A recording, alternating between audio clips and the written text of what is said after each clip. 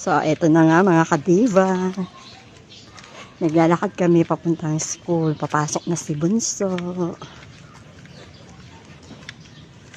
Yan. Bagal mo naman lumakad.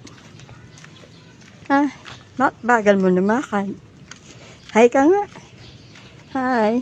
Hi ka sa kanila. Hi. Hinahayaan ko na siya maglakad mag-isa. Total, wala naman ganong dumadaan na sasakyan dito. Yun nga lang, medyo nakakapagod kasi paakyat yung daan. Ito kasi yung pinaka shortcut papunta school. Yun. So ito, hawak ko na siya ngayon kasi dito marami nang dumadaan na sasakyan. Yan. Para, hindi naman siya tumatakbo, pero para sigurado hawak ko siya. At nagpapahawak na naman din talaga siya dahil nakikita niya nga maraming dumadaan sa sasakyan. Ruru, hi ka uli. Yan. Malapit kami sa school. Pag naglalakad kami, marami siyang tinuturo. Lahat ng nakikita niya, tinuturo niya, sinasabi niya.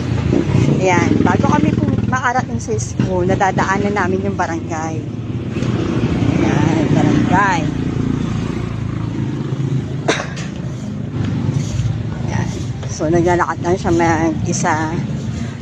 Kasi nandito naman kami sa may bangketa. Hi, Ruru. O, ano yan? Ambulance. O, mahulog ka. Ambulance. O, yan. Ambulance. O, ano yan? Truck. O, yun. Ano yung dumaan? Fire truck ba yun? Hindi naman fire truck yun. Yan, ano yan? A truck.